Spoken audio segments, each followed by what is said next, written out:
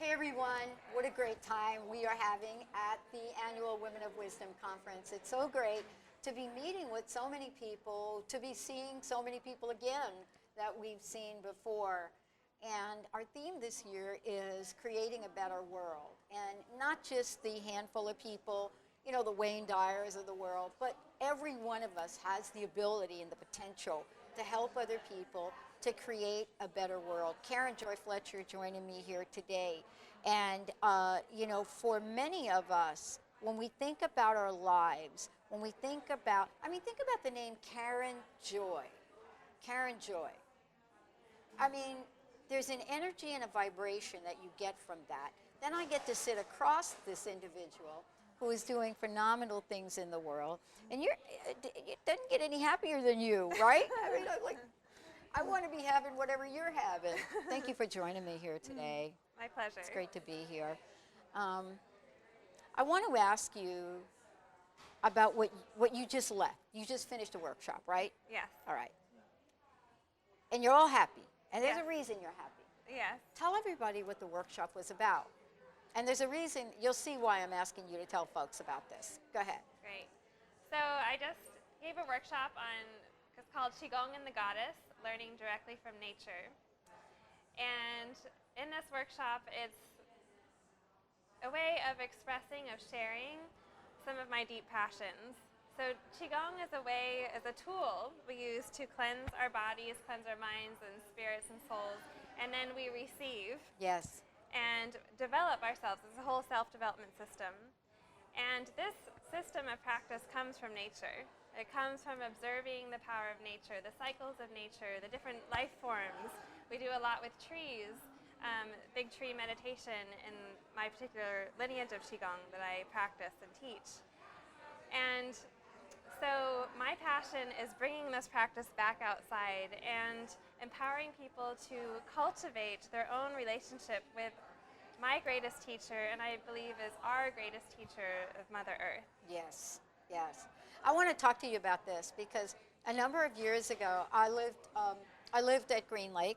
Green Lake, for those of you that are thinking, well, where are these people? We're in the state of Washington. Green Lake is a great community. And there was a gentleman that every morning, he would come out to the lake, rain, snow, sunshine, and right out there in nature, we all got to learn this incredible form, I call incredible form of movement meditation. Now, the gentleman didn't speak a bit of English, but he didn't need to, and I was so struck by that.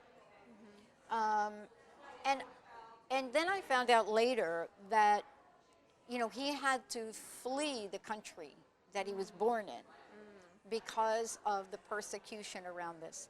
I would love for you to talk to people a little bit about the essence of Qigong is and how it moves the energy. So Qigong... Yeah, she might even demonstrate a little bit. I'd be happy to. Qigong is made up of two words in Chinese, Qi and Gong. So Qi we translate as vital life energy. It's also information. And so in nature we have this incredible field of information, of energy that we respond to. We naturally feel better in nature. And Qi is also, in some countries, some traditions, translated as joy. Gong means to cultivate.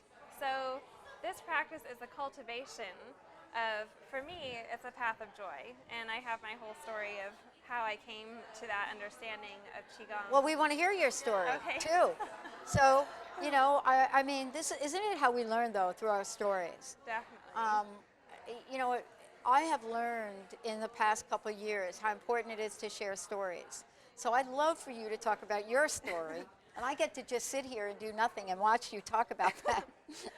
Awesome. Yeah, so I'll share how I came to Qigong and then how I brought this into nature. And this is the birthing of my path, of my passion and my service now. So when I was in college, my first year in college, I became quite ill and I had to take a medical leave of absence. And when I got home, a family friend suggested I go see a Chinese medicine doctor, and I had never heard about it before. And through that process of seeing this Chinese medicine doctor, I got my life back. Oh, And my middle name, as Pat mentioned, is Joy, and I got my joy back. And through this transformational experience of this healing system that encompassed my emotions, my spirit, my physical body, and addressing my relationship with myself, and learning to meditate, like self-compassion and self-nurturing. yeah. That birthed a passion in me I wanted to learn anything and everything I could about where this system of medicine was birthed. And so I went on to learn, I speak Mandarin, and I wanted to learn as much as I could about this culture, the people, this country and land where it was birthed. Yeah, wow.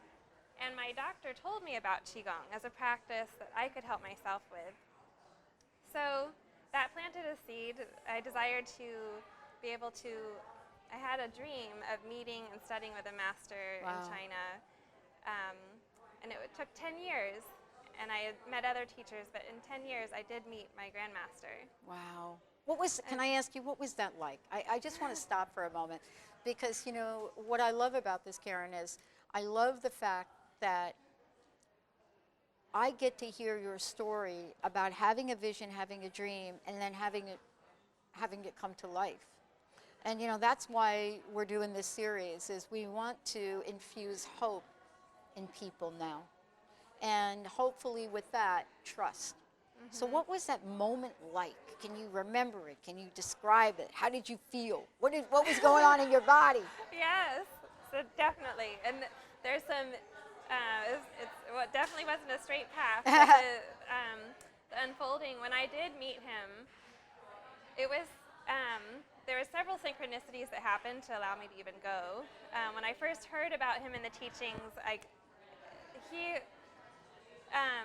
when I heard about it, just the way people described him, of his learning directly from nature, that caught my attention. Yeah. And then through a series of events, I was able to go to this retreat. And his teachings, without asking him any questions, he started answering my questions. Wow. And it was all about learning directly from plant life, learning directly from animals. Wow. And in this form of Qigong is steeped in Taoism and shamanism. And that's what my heart lit up around. Wow.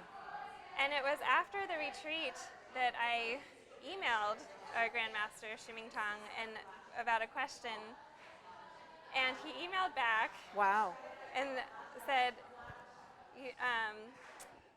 Karen, ni hao, yes, I remember you. He invited me to come to China to study with him at Shaolin Monastery for a month with some of his most advanced students, because he said, then you'll learn the fastest.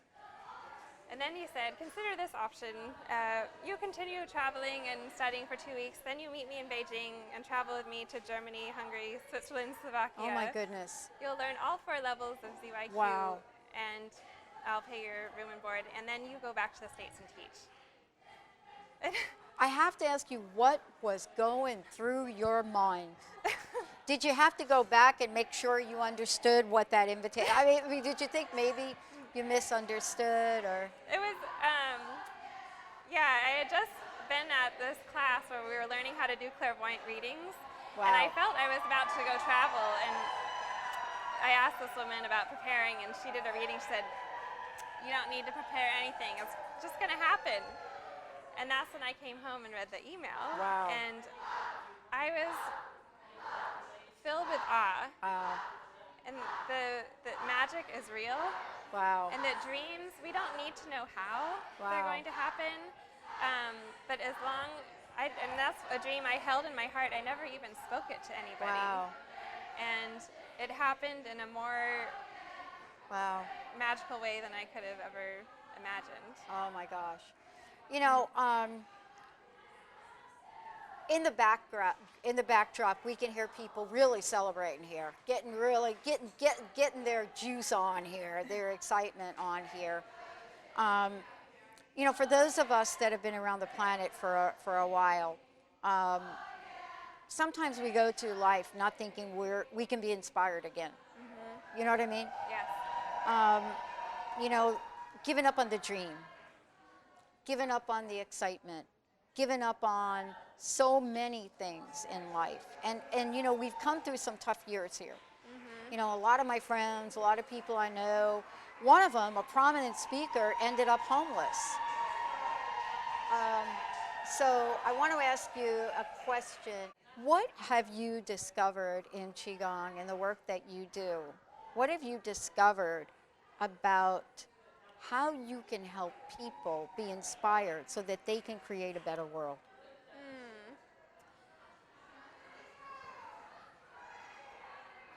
So I offer tools through Qigong, and I encourage people to make it their own. In my Earth Gym practice, which is something I combine with Qigong, our mantra is follow your feet and the earth will teach. And part of my story of, you know, I had this amazing offer and experience with my grandmaster, and it was an amazing, I learned so much, and it was also profoundly challenging. Because Tell me about the challenges. You know, I think it's important for us to talk about challenges. If it wasn't for the challenges in my life, I wouldn't be here today. Yes, and so while it, you know, there was this dream that came true, yet my biggest challenge I found was my own mind. Oh yeah. And I was with all these advanced students that had amazing meditations, whereas I would meditate and had a sore butt and was wondering what's for dinner. And Right. Yeah.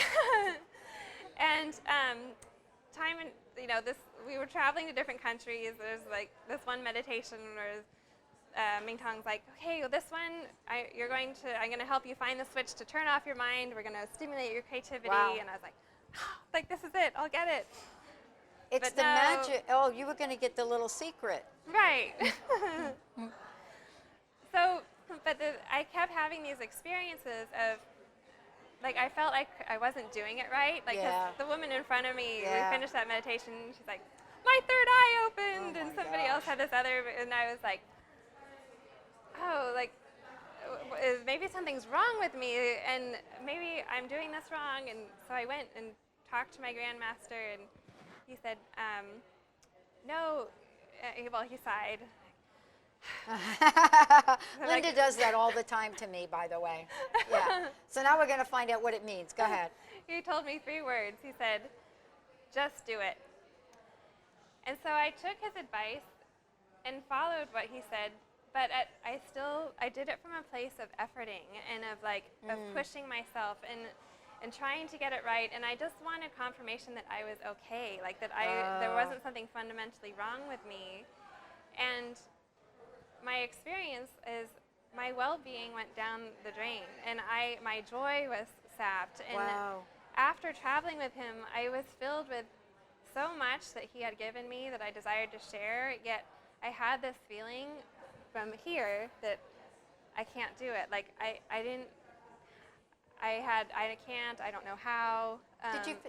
Did you feel like you weren't worthy of taking the message? Well, it's kind of like, why did he choose me? Exactly. I have a sore butt, and I'm thinking about dinner. And I know. I ask the same question every day. Why did you choose me, right? Right.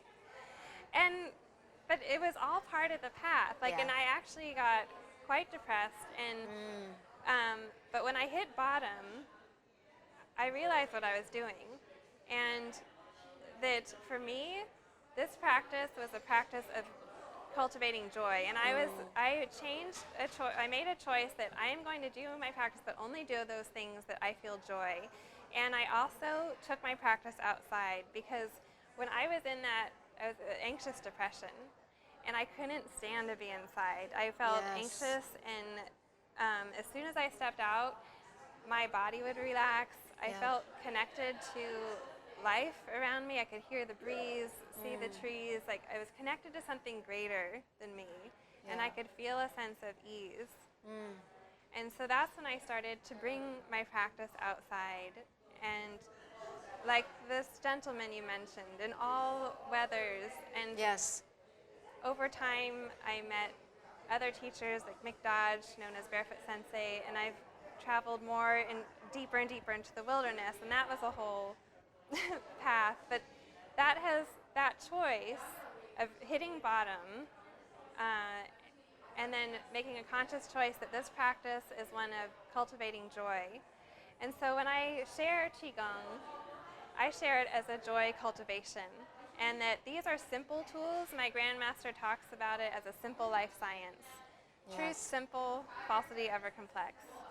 So I share simple tools and then give them the lightest knapsack that you'll ever have to take out and foot into the mountains, foot into the city parks, foot into the alpine meadows, and find their own joy. You know, part of this is in listening to you, what I'm really struck by is the fact that, first of all, you're referring to your experience as a bottom. And what you're also talking about to me is that you didn't give up on yourself. You didn't give up on yourself. Some people would say that you heard the calling. Some people would say your soul carried you forward. You know, there's a lot of things that people do say about things like that. What do you call it? Of what kept me? Yeah, what kept you going? You know, depression, right? I mean, I know depression. Yeah. You know, my mom killed herself. My mom committed suicide. So, you know, I understand that. And what I want people to know is that depression doesn't have to become a lifestyle. No. You know what I mean? Yes. Yeah. Yeah.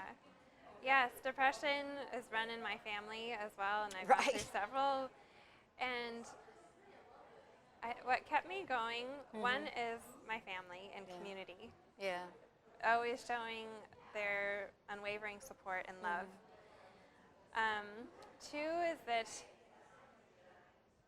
another one of my passions is dance. And I found that even when I was in my most deep depression, when I danced, my joy flowed.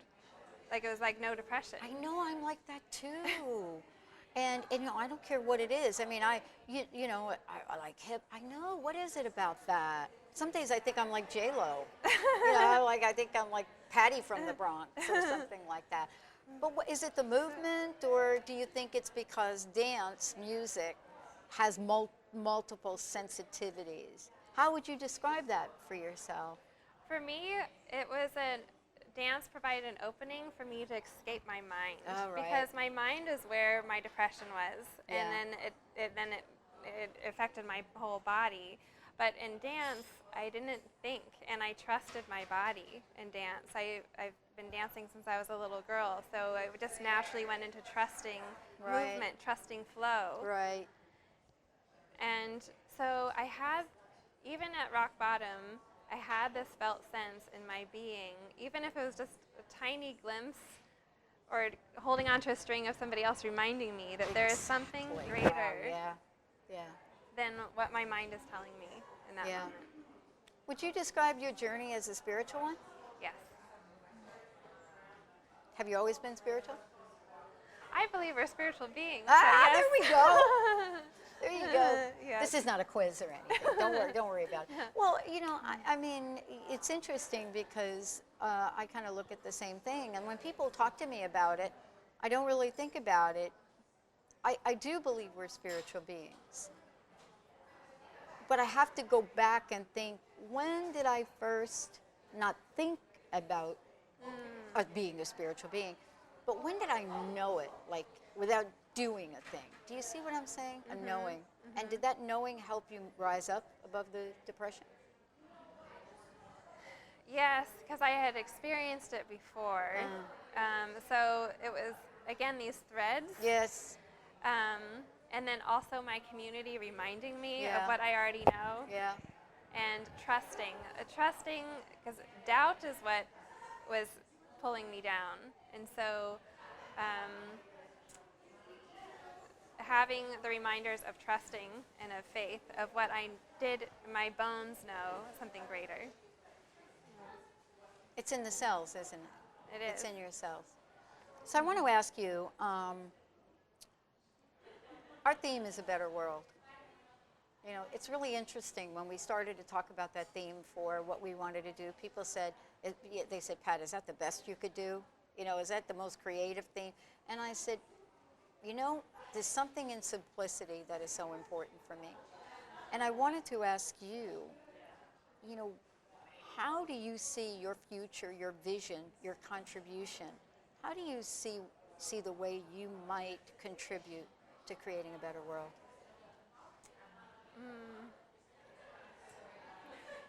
My deepest desire is to be of service. And I feel my service is to inspire others to walk their own path and to find and cultivate joy and to walk from that place, because I find joy is a door opener. Yeah, it is, isn't and it's it? a beauty maker. Yeah. Yeah. And that makes our world. So would I be putting you on the spot to ask you to show folks a little bit about what you do so masterfully? Something you might share with folks to help them create a sense of joy. Would you mind showing them a little bit of Qigong? And I'd love to. I'll move the chairs. So there's lots of Qigong moves I could show, and I'm going to show my favorite. This is how I start my day every day. This is how I start my classes and events. And it's called Shaking Qigong. And it's simple. So shaking Qigong is just starting to shake. So as we shake, it has so many benefits. Shaking is also a lot like dancing, bouncing around. Shaking, at the same time, it has a calming effect on our nervous system, and it also has a wake-up effect. So, which is unlike coffee. Coffee wakes you up, it does not make you calm. But shaking, you can be calm and relaxed. It helps bring our energy down. So if I'm nervous or thinking about something, I can start shaking, and it will naturally recalibrate my energy. It also starts the energy going up the Du channel at the back, down the Ren channel in the front, the microcosmic orbit, which also helps balance our hormones. Shaking, just like if a baby is crying and a mother will gently rock with her child, it has that calming effect on our organs. It wakes up our cells. Things start to move back in their correct position. Chinese medicine talks about meridians. This will naturally start to open up the 6 different meridians going down our arms, down our legs, and the microcosmic orbit. And it's contagious. Yes, it is. Yes, it is.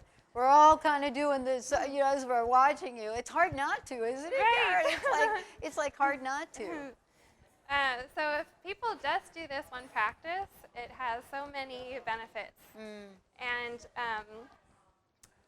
to add to it, and also which will help people smile, is womping. And just the term womping often makes people smile. I know. What does that mean, womping? What does that mean? You shake, and then to activate, we have over 360 acupuncture points on our body. If you don't feel like memorizing all of them, then you can do some womping, and you'll actually stimulate the channels, which is using a cupped palm or a loose fist. And then we go travel throughout all the meridians in a general pattern to wake up, open up these channels, stimulate the points. I could talk a lot about a lot of these different points. But this is the pattern. We go across the chest, over the shoulders, down the tops of the arms. Then we come down, waking up our organs. You can do this for a while. And you go around to your lower back and down the backs and sides of your legs. We got the gallbladder channel.